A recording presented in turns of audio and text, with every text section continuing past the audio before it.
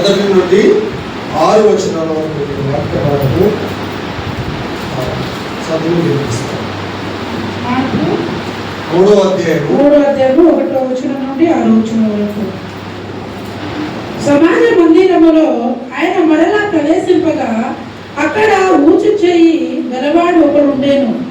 అచ్చటి వారు ఆయన మీద నేరము మోపవలెను నుండి విశ్రాంతి దినమున వారిని స్వస్థపరచునేమో అని ఆయనను కనిపెట్టుచుండిరి.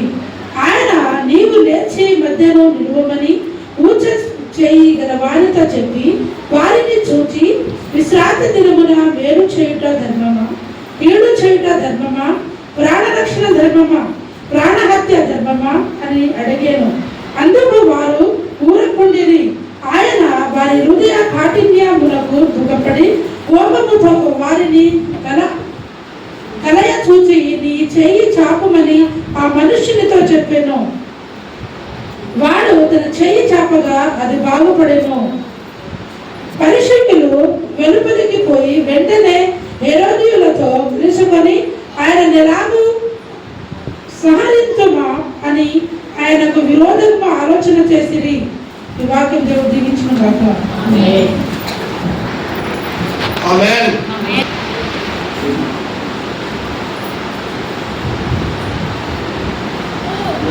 స్త్రీల కొడుక రోజు జరిగినటువంటి వాక్య భాగాన్ని జ్ఞాపకం చేసి ఈరోజు వాక్య భాగం చెప్తాను. హల్లెలూయా. ఒక్క సీనంగా మాత్రమే నేను ఆ వాక్యం రాసుకున్నాను. ఇప్పుడైనా వాక్యం రాసుకోండి. రోమీయులకు రాసిన పత్రిక 1వ వచనంలో ఆ మాట ఉంది. నిన్న మనము చెప్పండి, నేను వచ్చిన చెప్పండి. ఏ పేరు? ఆ పేరు ఎవరి గురించి మాట్లాడుకున్నాము? ఫీబే గురించి మాట్లాడుకున్నాము.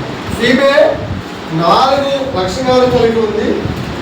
మొదటి లక్షణం ఏంటంటే ఆమె రక్షింపబడి సంఘములో చేర్చబడి సంఘములో బాధ్యత కలిగి ఉంది. రక్షింపబడిన తర్వాత సంఘం అంటే, సేవ అంటే ఒక బాధ్యత ఉండాలి. నేను రక్షింపబడ్డా, బాధ్యత తీసుకున్నా, బాగుపడ్డా అని ఊరుకోవడం కాదు. సంఘం అంటే ఒక బాధ్యత. తల్లిదండ్రులకు పిల్లల పట్ల ఎలా బాధ్యత ఉంటుందో, భర్త పట్ల ఎట్లా బాధ్యత ఉంటుందో, భార్య పట్ల ఎట్లా బాధ్యత ఉంటుందో, సంఘం పట్ల కూడా బాధ్యత కలిగి ఉండాలి. ఈ ఫీమే అలాంటి లక్షణం కలిగి ఉందని మనము నేర్చుకున్నాం కదా. 2వ లక్షణం ఏంటిదంటే ఫీమే సంఘానికి సహకారిగా ఉన్నది. ఆమేన్. సంఘంలో సేవ చేసింది, సేవకునికి సహకారంగా ఉంది, సంఘానికి సహకారంగా ఉంది. కాబట్టి స్త్రీలందరూ కూడా సంఘము ఎక్కువగా అభివృద్ధి చెందాలంటే, కుటుంబం బాగా ఉండాలంటే తల్లులు ఎంత ఇంపార్టెంటో మరి సేవ స్త్రీలు బాగా పరిచర్య చేస్తే, స్త్రీలు బాగా పాటలు పాడితే, స్త్రీలు బాగా ప్రార్థన చేస్తే, స్త్రీలు బాగా స్వార్థ చెప్తే సంఘం కూడా బాగా అభివృద్ధి చెందుతుంది. కాబట్టి స్త్రీలపై ఆ బాధ్యత ఉంది. పౌలు 14 సంఘాలలో స్త్రీలకు ఒక మంచి బాధ్యత ఇచ్చాడని మనము నిన్న వాక్యంలో నేర్చుకున్నాము. ఆమె రక్షింపబడింది, బాధ్యత కలిగింది, ఆ సంఘంలో సేవ చేసింది, సహకారంగా ఉన్నది అని మనము దేవుని వాక్యాన్ని నిన్న నేర్చుకున్నాం. చాలా మంది మేము సంఘంలో సేవ చేస్తే ఏమొస్తుంది, సంఘంలో సేవ చేస్తే ఏమవుతుంది అనే, మాకేంటి లాభము, మమ్మల్ని ఎవరు గుర్తిస్తలేరు, ఎవరు మెచ్చుకుంటలేరు అని అనే వాళ్ళు కూడా ఉన్నారు. వాళ్ళకి 1 పేతురు 1:7 వచనం మీరు చదువుకోండి. 1 పేతురు 1:7, ప్రకటన గ్రంథం 22:12 రాసుకునే వాళ్ళు రాసుకోండి. 1 పేతురు 1:7లో, ప్రకటన గ్రంథం 22:12లో స్త్రీలు సంఘంలో చేస్తే, పురుషులు సంఘంలో సహాయకరిస్తే, సేవ చేస్తే ఏ విధంగా ఉంటుందో అక్కడ రాయబడి ఉంది. ఈ ఫీమే అంటే ప్రకాశించే స్త్రీ అని మనం తెలుసుకున్నాము. దానియేలు గ్రంథం 12వ అధ్యాయము 3వ వచనంలో ఎవరైతే అనేకులను ప్రభు మార్గంలో చూపిస్తారో, వాళ్ళు ప్రకాశిస్తారని నిన్న మనము దేవుని యొక్క వాక్యాన్ని మనము నేర్చుకున్నాము. ఇలాంటి వాక్యము మనము నిన్న నేర్చుకున్నాము. అనేకులకు సహకారిగా ఉంది, అనేకులకు బలపరిచింది.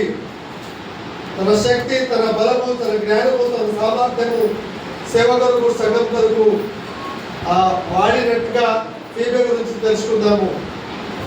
ఈమె పౌరు ద్వారా గుర్తించబడింది, దేవుని ద్వారా గుర్తించబడింది, సంఘంలో గుర్తించబడింది. ఆమె చేసిన సేవ, ఆమె చేసిన త్యాగము, ఆమె చేసిన పరిచర్య, ప్రార్థన పౌరు ద్వారా గుర్తించబడిందని నిన్న మనము వాక్యం నేర్చుకున్నాము. ఇంకా నిన్న వచ్చిన వాళ్ళు కంప్లీట్గా నేను ఓన్లీ ఆఫ్ లైన్ చెప్పాను. నిన్న వచ్చిన వాళ్ళు దాని గురించి ఇంకా వేగంగా తెలుసుకున్నారు. ఈరోజు వాక్య భాగం ఏంటిదంటే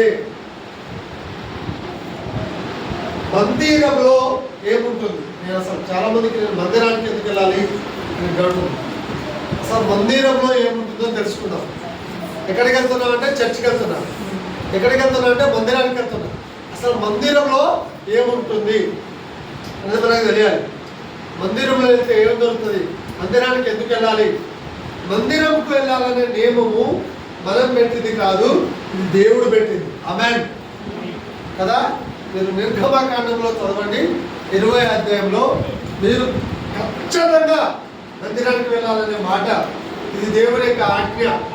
ఇది అస్సలు తప్పిపోకూడదు, ఇది అస్సలు తప్పిపోకూడదు. కంపల్సరీ మందిరానికి వెళ్ళవలసిందే, మందిరానికి వెళ్ళవలసిందే. నిర్గమకాండము 20వ అధ్యాయంలో మందిరానికి వెళ్ళాలనే మాట దేవుడు చెప్పాడు. కంపల్సరీ పాటించాలి, ఇది కంపల్సరీ. ఏది కంపల్సరీ అయినా కాకపోయినా మందిరానికి వెళ్ళడము కంపల్సరీ అనే మాట ఉంది. నిర్గమకాండంలో ఈ ఆజ్ఞలన్నీ చదవండి. ఈ ఆజ్ఞలు ఉన్నాయి దీంట్లో 20వ అధ్యాయంలో. మీరు ఈ ఆజ్ఞలన్నీ చదవండి. ఆజ్ఞలో దేవుడు ఉన్నటువంటి మాట అంటే మీరు తప్పకుండా క్రమం తప్పకుండా మందిరానికి రావాలని దేవుడు చెప్పినటువంటి మాట. ఇది మనుషులు పెట్టిన నియమం కాదు, దేవుడు పెట్టిన నియమం. కాబట్టి ఎవరు తప్పించుకోవడానికి వీలేదు, కంపల్సరీ మందిరానికి రావాలి. రైట్.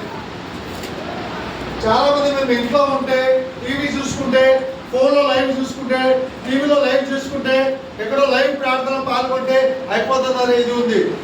లైవ్లో ఇది సరైన బైబిల్ సంబంధించిన బోధ కాదు, ఇది సరైన బోధ కాదు. ఇక్కడ నేను ఈరోజు మాట్లాడబోయే ప్రతి మాట మందిరం గురించి చెప్పబడుతుంది. మార్కు సువార్త 3వ అధ్యాయము 1 నుండి 6 వచనాలు మనం చదవండి. ఒక్కొక్క వచనము. సమాజ మందిరం అనే అక్కడ ఒక మాట ఉంది, చదవండి. సమాజ మందిరంలో ఆయన మరలా ప్రవేశింపగా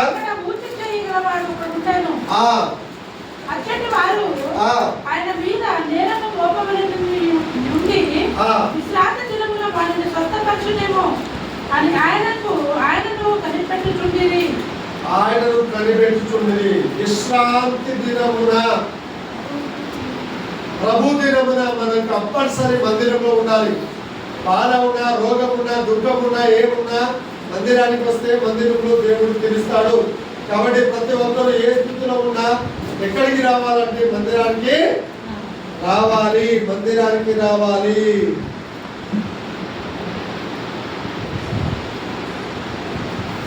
ఇప్పుడు నిర్గమకాండం 20వ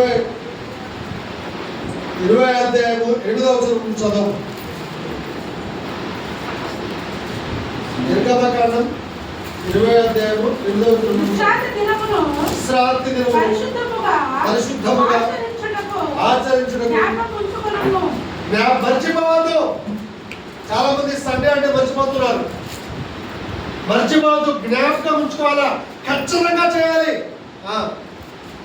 6 దినములు నీవు కష్టపడి నీ పని అంతయు చేయవలెను.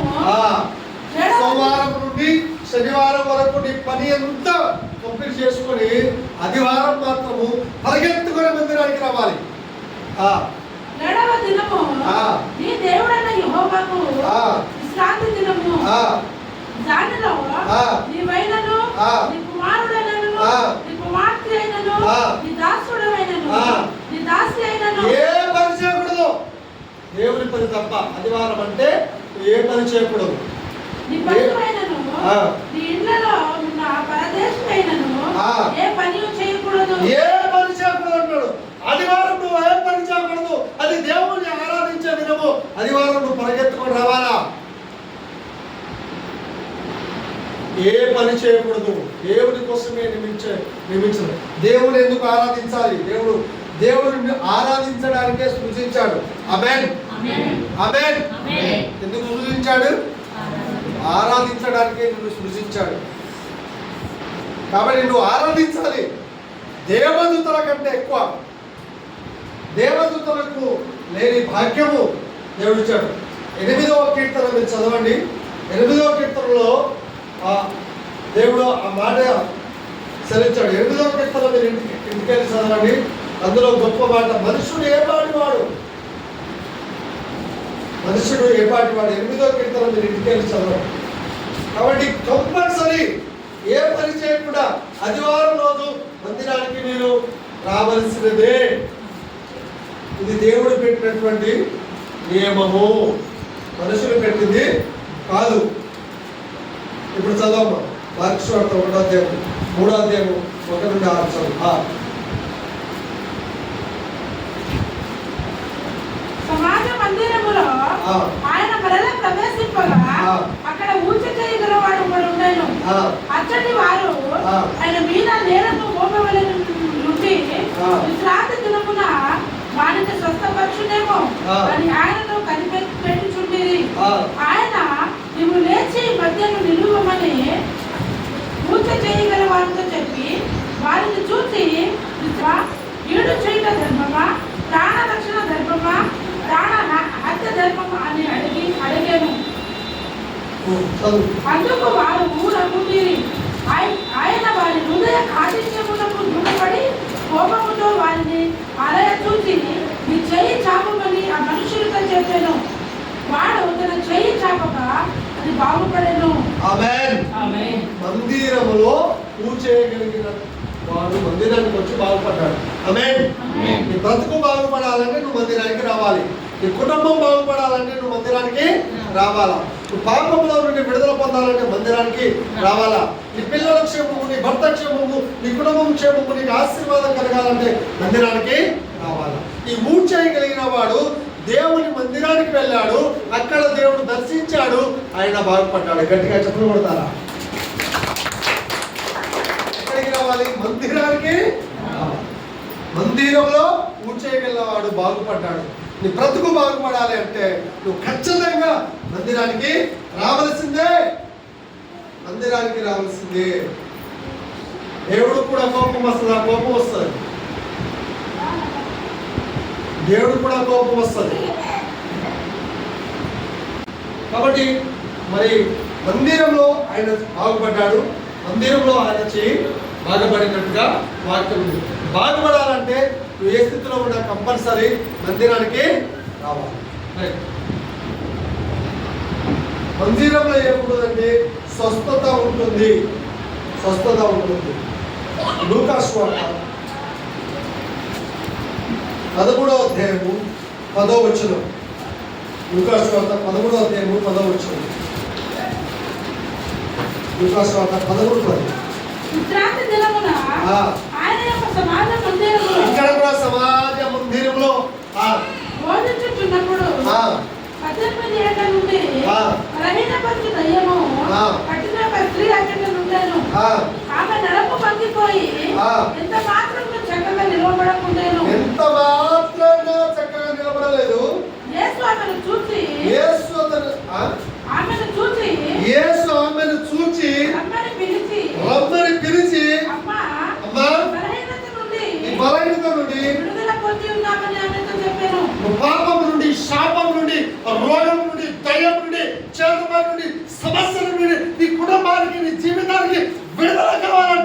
మందిరానికి రావాలి. ఆమేన్. రక్షణ కావాలంటే మందిరానికి రావాలి, స్వస్థత కావాలంటే మందిరానికి రావాలి, నీకు విడుదల కావాలంటే పరిగెత్తుకొని ఎక్కడికి రావాలి? నాకు విడుదల జరగడం లేదండి, ఎట్లా దొరుకుతాం మరి? నాకు స్వస్థత జరగడం లేదండి, ఎట్లా దొరుకుతాం మరి? మందిరానికే రావు. నా కుటుంబంలో కార్యం జరుగుతుంది, జరగదు మరి, రాకపోతే ఎట్లా దొరుకుతుంది? రమ్మని దేవుడు ఆజ్ఞాపిస్తే నువ్వు దానికి వ్యతిరేకంగా చేస్తే నీకు ఆ కుటుంబంలో ఎలా కార్యం జరుగుతుంది? దేవుడు ఆమెను చూశాడు, రమ్మని పిలిచాడు, చేయబెట్టి ఆమె మీద చేతులు ఉంచగానే ఆమె చక్కగా నిలబడి దేవుని మహిమపరచాడు. చెప్పండి కూడా దేవుని 18 సంవత్సరాల నుండి బలహీనపరచు దయ్యం తాకింది, 18 సంవత్సరాల నుండి నడుము వంగిపోయినా కూడా ఆమె చర్చకు వచ్చింది. మనకు అన్ని బాగున్నా మనం చర్చకు రాదు. దేవుడు ఏదైనా అక్కడ తీసేస్తే చర్చకు వస్తాం కదా. మళ్ళీ దయ్యాన్ని వీడిపోయిన దయ్యాలన్నీ మళ్ళీ పోవాలి ప్రభా, దయ్యం చెప్తే వస్తారు. దయ్యం నెత్తి మీద కూర్చున్నది అనుకో, అప్పుడు మళ్ళీ చర్చి గుర్తుకు వచ్చి అమ్మో చర్చికి వెళ్ళాలని అనిపిస్తుంది కదా. 18 సంవత్సరాల నుండి నడుము వంగిపోయి అయినా ఆమె సమాజ మందిరాన్ని వదిలిపెట్టిన పరిస్థితి బాగాలేకుండా, నడుము వంగిపోయిన స్థితి బాగాలేకుండా మందిరంలోకి వచ్చింది. ఆ మందిరంలో యేసయ్య వచ్చాడు, యేసయ్య కార్యము విశ్రాంతి దినమున స్వస్థపరచునందున ఆ సమాజ మందిరపు అధికారి కోపముతో మండిపడి జనసమూహమును చూసి చాలు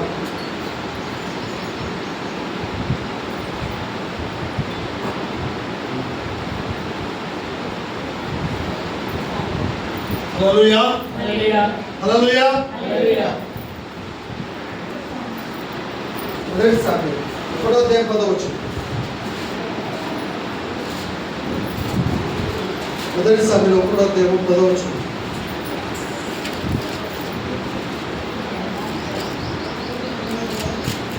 బహుదుఃఖ కాంతురాలయ్యి వచ్చి యెహోవా సన్నిధిని ప్రార్థన చేయుచు బహుగా ఏడ్చుచు దేవుని మందిరానికి వచ్చి దుఃఖపడుచు నీ సేవకురాలైన నాకు కలిగిన శ్రమను చూచి, నీ సేవకు అయ్యా నాకు ఈ శ్రమ ఉందని మందిరానికి వచ్చి మోకాలు వంగి ప్రార్థన చేస్తుంది. నీ కుటుంబంలో శ్రమలు ఉంటే, కష్టాలు ఉంటే మందిరానికి పరిగెత్తుకొని వచ్చి మోకాలు వంగి దుఃఖంతో ఏడుపుతో దేవుడికి ప్రార్థన చేయాలి. కానీ ఇంటికాడ ఉంటావు, టీవీ కాడ ఉంటావు, ఏడ్చు వాళ్ళతో ఉంటావు, భక్తితో ఉంటారు. రైట్, ఈమె వచ్చి ప్రార్థన చేస్తుంది. మరి చదువు, ప్రశ్న చదువు, చదవచ్చు.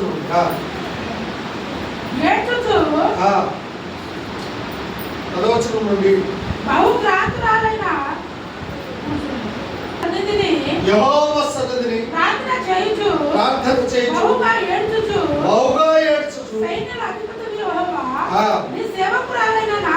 నీ సేవకురాలైన నాకు కలిగిన శ్రమను చూసి నీ సేవకురాలైన నన్ను మరొక జ్ఞాపకం చేసుకొని నీ సేవకురాలైన నాకు మగ పిల్లను దయచేసి లేడులా వాటి తల మీదకి. చాలు, మందిరానికి వచ్చింది, దుఃఖపడింది, ఏడ్చింది, నా కుమారుడు కావాలయా అని దేవుని దగ్గరికి వచ్చి ఏడ్చింది. మందిరానికి వచ్చి మోకాల వంటి ప్రార్థన చేసింది. మనం 10 గంటల నుండి 11 గంటల వరకు ప్రేయర్ పెట్టుకున్నాం. మందిరానికి వచ్చి నీ బాధ, నీ శ్రమ, నీ దుఃఖం, కష్టం అంటే ఓకే. జాబ్ చేస్తున్న వాళ్ళు, తీరని వాళ్ళు, అలాంటి వాళ్ళు అయితే ఓకే. కానీ సండే ఉండి కూడా, అవకాశం ఉండి కూడా పడుకొని మందిరానికి రాకుండా, నిర్లక్ష్యంగా ఉంటూ, ప్రార్థన చేయకుండా, దేవుని అడగకుండా, ఇక అక్క ఇప్పుడు వంట చేసి, నువ్వు ఎక్కడే వంట చేసి పాపం ఎంతో ఇదితో ఈ టైంకి వచ్చింది, వంట చేసి అలా వంట చేసి ఇలా వస్తుంది. అలా అయితే ఓకే, టైంకి వచ్చింది, నిజంగా అలా ఉంటే ఓకే. కానీ అలా కాకుండా సండే మనకు టైం ఉండి ఇది ఉండి టైం వెళ్ళకపోతే ఎవరేమంటున్నారులే. కలువ టెంపుల్ గేట్లు అయితే కుయ్యబడతాయి, బ్యాప్టిస్ట్ చర్చ్ గేట్లు తీస్తూనే ఉంటాయి, తీయబడి ఉంటాయి. ఎప్పుడైనా వెళ్ళచ్చు, ఎప్పుడైనా రావచ్చు, కాబట్టి ఎప్పుడైనా పోవచ్చు.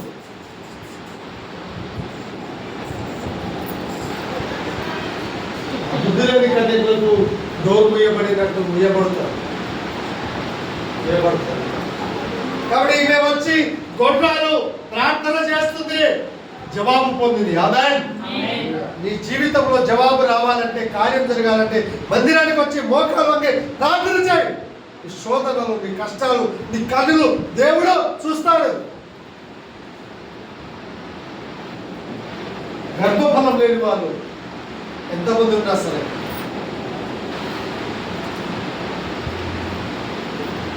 వాళ్ళు ఈరోజు ప్రార్థన చేయండి.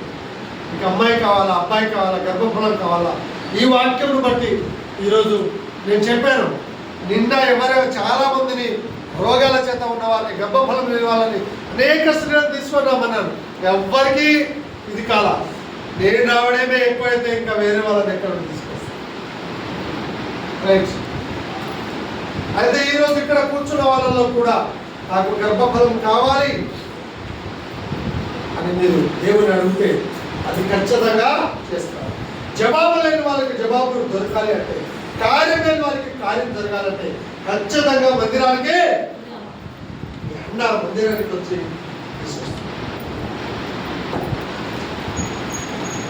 అన్ని రకాల మేలు పొందాలంటే మందిరానికి రావాలి. కీర్తన 65:4. కీర్తన 65:4. అన్ని రకాల మేలు కావాలి నాకు. నా జీవితంలో ఏ మేలు జరగలేదు, ఒక్క మేలు కూడా జరగడం లేదు. నాకు మేలు కావాలంటే మందిరానికి రావాలి. 65:4. నీవు ఏర్పరచుకొని చేర్చుకున్నవాడు ధన్యుడు. నీ పరిశుద్ధాత్మ ఆలయము చేత నీ మందిరములోని మేలు చేత మేము తృప్తి పొందేదము.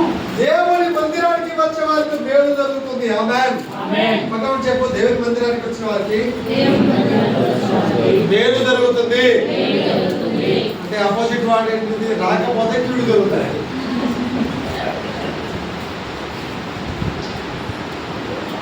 వస్తే మేలు అంట, రాకపోతే ఇప్పుడు వస్తావా రావా?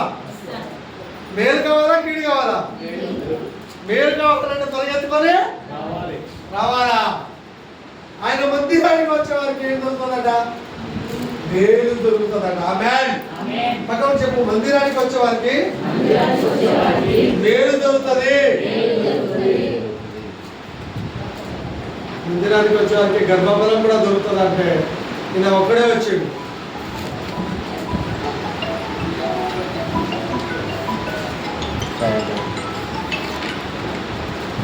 నేను నిన్ననే ప్రకటన చేసిన పోయిన వాళ్ళే గర్భఫలం లేని వాళ్ళు తీసుకొని రండి అమ్మారి. కానీ మందిరానికి వస్తే ఏం జరుగుతుంది? మేలు జరుగుతుంది. హల్లెలూయా. గట్టిగా చెప్పులు కూడా దేవుడు. మందిరానికి రాకపోతే కీడు, వస్తే కీడు కావాలా, మేలు కావాలా? రైట్. మందిరంలో ఈ లోకంలో ఎక్కడ దొరకని ఆనందం దొరుకుతుంది. ఆమేన్. నీకు ఆనందం కావాలా, ఆశీర్వాదం కావాలా, మేలు కావాలా? పరిగెత్తుకొని మందిరానికి రా. ఆనందం కావాలి. ఎక్కడ దొరకని ఆనందము మందిరంలో దొరుకుతుంది. యెషయా గ్రంథం 56:7 చదవండి. యెషయా గ్రంథం 56:7. తొందరగా యెషయా గ్రంథం 56:7. ఇక పాస్టర్ మీద మిగతా ఎవరు లేరా? దాన్ని నెక్కించుకొందురు, దాన్ని మోసుకొని పోయి తగిన చోట నిలవబెట్టుదురు. ఆ చోటు విడవకుండా అది అక్కడనే నిలుచును. ఒకడు దానికి మొదలుపెట్టినను ఉత్తరము చెప్పదు. 56:7 చదవండి. ఎవరికి బైబిల్ లేవా? తప్పు తక్కువ ఎవరు లేవా? చదవండి. నా ప్రార్థన ఆ. మందిరములో నా ప్రార్థన మందిరములో వారిని ఆనందింపజేసెను. ఆమేన్. మందిరానికి వచ్చి ప్రార్థన చేసి ఆనందం దొరుకుతుందండి. ఆమేన్. చెప్పులు కొడతారా ఇప్పుడు? నువ్వు ప్రార్థన ఎక్కడ వచ్చి చేయాలి? చెప్పండి. చెప్పు. మందిరానికి వచ్చి ప్రార్థన చేస్తే ఆనందం దొరుకుతుంది, ఆశీర్వాదం దొరుకుతుంది, మేలు దొరుకుతుంది, సంతానం దొరుకుతుంది, విడుదల దొరుకుతుంది, స్వస్థత దొరుకుతుంది, రక్షణ దొరుకుతుంది. హల్లెలూయా. ఎక్కడ రావాలి? ఎక్కడ రావాలి? ఎక్కడ రావాలి? మందిరానికి రావాలి. లేకపోతే మేలుకు బదులు స్వస్థతకు బదులు అస్వస్థత, విడుదలకు బదులు సైతానిక బదులు అక్కడే కూర్చోబెడుతుంది. రైట్.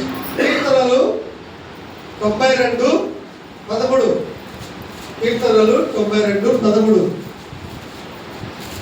నాకు అన్ని రకాల ఆశీర్వాదాలు కావాలంటే వాళ్ళు ఎవరున్నారు ఇక్కడ? అన్ని రకాల ఆశీర్వాదాలు కావాలంటే మందిరానికి రావాలి. ఆమేన్. చదువు. యెహోవా మందిరంలో నాటబడిన వారే ఆమేన్. నాటబడాలి. నాటబడాలంటే ప్రతిరోజు వారం రావాలి. ఒక వారం వచ్చి బాయ్ బాయ్, కరుణను బాయ్ బాయ్ చెప్పినట్టుగా ఒక వారం వచ్చి ఇంకో వారం రాకుండా ఇక్కడ నాటబడాలంటే కంపల్సరీ ప్రతి వారం రావాలి. ఒక వారం వచ్చి ఇంకో వారం రాకపోతే నాటబడినట్టు కాదు. ఒక చెట్టు మొక్క ఉంది అనుకో, గులాబీ చెట్టు మొక్క ఉంది, దాన్ని ఒకే చోట ఉంచి నీళ్లు పోసి ఎరువులు పోసి ఒకే చోట ఉంటే ఆ మొక్క ఫలిస్తుంది. ఆ మొక్కను ఊకే ఇక్కడ నుండి తీసి అక్కడ నుండి అక్కడ తీస్తే ఆ మొక్క ఫలించదు, పువ్వులు పోయదు, కాయలు కాయదు. నేను ఈ చర్చికి ఒక వారం, ఆ చర్చికి ఒక వారం, ఆ చర్చికి ఒక వారం, ఇంకో చర్చికి ఒక వారం, 4 చర్చలకు 5 చర్చలకు 5 వారాలు అయిపోతుంది కదా, నెల అయిపోతుంది. నెక్స్ట్. కాబట్టి మందిరంలో ఇంకోసారి చూద్దాం అన్నమాట.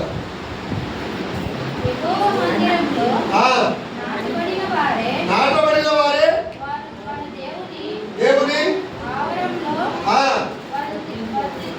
వర్ధిల్లుతారు. అన్ని విషయాలు వర్ధిల్లాలంటే నువ్వు ఖచ్చితంగా మందిరంలో నాటపడాలి. ఆమేన్. నాటపడాలంటే ఇక్కడే ఉండాలి, ఈ మందిరంలోనే ఉండాలి, ఇక్కడే రావాలి.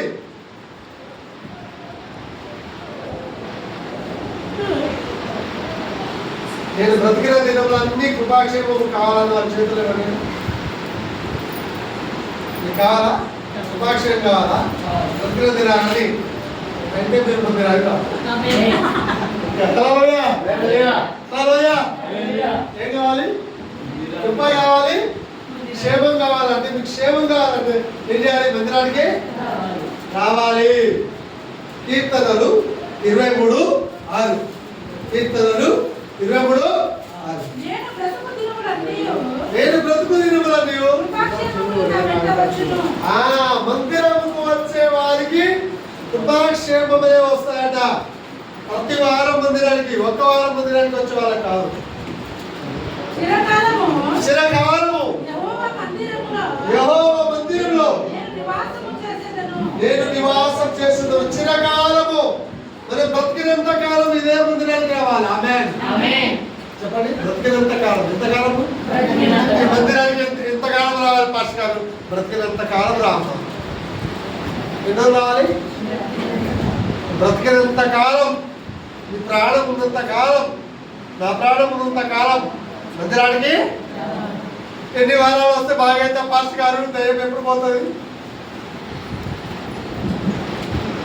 బ్రతికినంత కాలం మన మందిరానికి.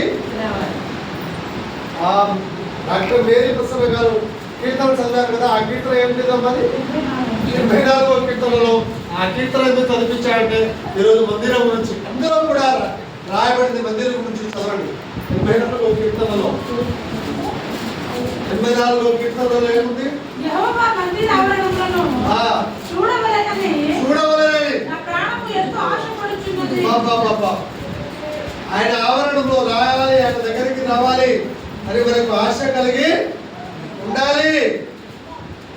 జీవము గల దేవుని దర్శించుటకు నా హృదయమును నా శరీరమును ఆనందముతో కేకలు వేయుచున్నది. జీవం గల దేవుని దగ్గరికి వస్తున్నావు. ఎక్కడికి వస్తున్నావు? రాయి దగ్గర, రప్ప దగ్గర కాదు వచ్చేది. దేవుని మందిరంలో నివసించు వాళ్ళు ధన్యులు. 7వ వచనం వారు నానాటికి బలాభివృద్ధి పొందుచు నువ్వు ప్రతి వారం మందిరానికి వస్తే బలం పొందుకుంటావు, ఆత్మబలం. ఆమేన్. ఏ బలము? ఆత్మబలం పొందుకుంటావు, ఆశీర్వాదం పొందుకుంటావు, రక్షణ పొందుకుంటావు, ఆత్మబలం పొందుకుంటావు. నువ్వు వారం వచ్చిన కొద్ది నువ్వు బలం పొందుకుంటావు. వారం రాకపోతే బలం వెళ్ళిపోతుంది. ఈ ఆవరణంలో ఒక దినము గడుపుట 1000 దినము కంటే శ్రేష్టము. 1000 దినము కంటే శ్రేష్టము.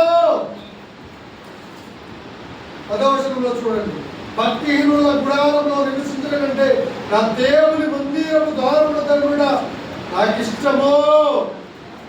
ఎక్కడో పనికి కూర్చోవడం కంటే దేవుని ద్వారంలో బయట ఉన్నా పర్లేదన్న కానీ అందరికి రావాలి. ఆమేన్. హల్లెలూయా. హల్లెలూయా. హల్లెలూయా. బంజారాలో ఒక పాట ఉంది, పాడదాం. ఈ పేతురు యోహానులు కూడా అపొస్తలుల కార్యం 3వ అధ్యాయంలో ఒక మాట పెట్టి ముగిస్తారు. అపొస్తలుల కార్యం 3వ అధ్యాయంలో కూడా ఈ మాట ఉంది. చూస్తారా?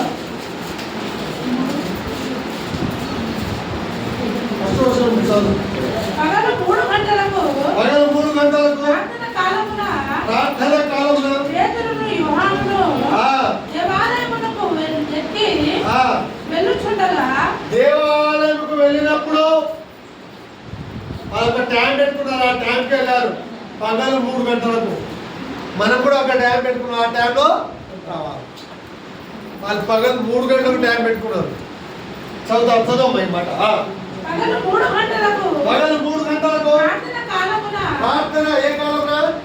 ప్రార్థన కాలమున పేతురును యోహానును దేవాలయమునకు ఎక్కి వెళ్ళుచుండగా, పుట్టినది మొదలుకొని పుట్టివాడనే ఒక మనుష్యుడు మోసుకొని పోచుండెను.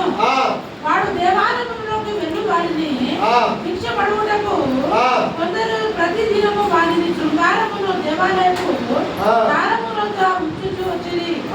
పేతురును యోహానును దేవాలయములో ప్రవేశింపబోచున్నప్పుడు వాడు చూసి భిక్ష పడువగా పేతురును యోహానును వాడిని తేరి చూచి మా తట్టు చూడమనిరి. వాడు వారి యొద్ద ఏమైనా దొరుకునని కనిపెట్టుచు వారి యొద్ద లక్ష్యం ఉంచెను. అంతటా పేతురు, వెండి బంగారము నా యొద్ద లేవు కానీ నాకు కలిగినది ఇచ్చుచున్నాను. నజరేయుడైన యేసుక్రీస్తు నామములో నడవమని చెప్పగలే వాని కుడి చెయ్యి పట్టుకొని లేవనెత్తెను. వెంటనే వాని పాదములను చీల మండలములను బలం పొందెను. ఆమేన్.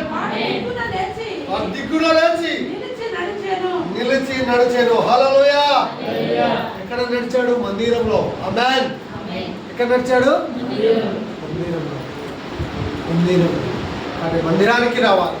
ఒక రోజు కూడా మిస్ కాకూడదు, ఒక వారం కూడా మిస్ కాకూడదు. మందిరంలో ప్రార్థన చేయాలి, మందిరంలో పాట పాడాలి, మందిరంలో ఆరాధన చేయాలి, మందిరంలో చేయాలి. అప్పుడు ఫిలిప్పి 4:4 ప్రకారంగా ఆనందిస్తారు. మరలా ఆనందం ఆశీర్వాదం రావాలంటే మందిరానికి రావాలి.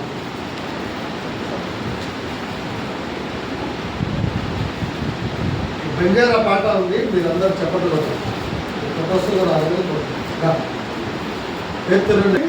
ఆరాధనకి వెళ్ళాడట.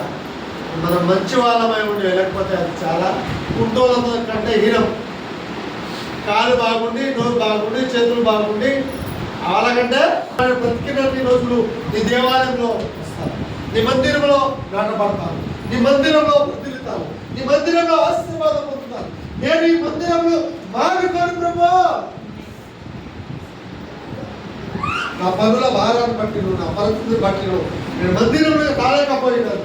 ఈరోజు నాతో నువ్వు మాట్లాడావు. కృపాక్షేమములు కావాలి, ఆ ఆనందం కావాలి, ఆశీర్వాదం కావాలి. మందిరంలో నాటబడాలి, మందిరంలో రావాలి, మందిరంలో కార్యం చేస్తానని మాట్లాడాలి. నీ మందిరం ఎంతో గొప్పదయ్యా. స్వస్థత కావాలి, విడుదల కావాలి, రక్షణ కావాలి, ఆశీర్వాదం కావాలి, ఆనందం కావాలి. నీ మందిరంలో రావాలి. అది నీ ఆజ్ఞ. నీ మందిరంలో నాటబడాలి, నీ సేవ చేయాలి, గొప్ప కార్యం చేయాలి. ఈ మందిరము నీదయ్యా. ఈ మందిరం ఆఖరకు నిర్మించాను. క్రమం తప్పకుండా ఈ మందిరం గురించి, ఈ మందిరం ద్వారా మా జీవితాలలో, మా కుటుంబాలలో గొప్ప ఆశీర్వాదం, మేలు, అన్ని రకాల ఆశీర్వాదం ఆరాధిస్తాను. మందిరంలో జవాబు దొరుకుతుంది. ఆ జవాబు మాకు అనుగ్రహించబడింది. అనేక రోజుల నుండి మేము అడుగుతున్నాము, జవాబు లేదయ్యా. అది నీ మందిరంలో దొరుకుతుంది. అనేక రోజులలో పొందని జవాబు ఈరోజు మా కుటుంబాలకు, మా జీవితానికి అనుగ్రహించి మహిమ పొందమని యేసు నామములో అడిగి వేడుకున్నాం తండ్రి. ఆమేన్.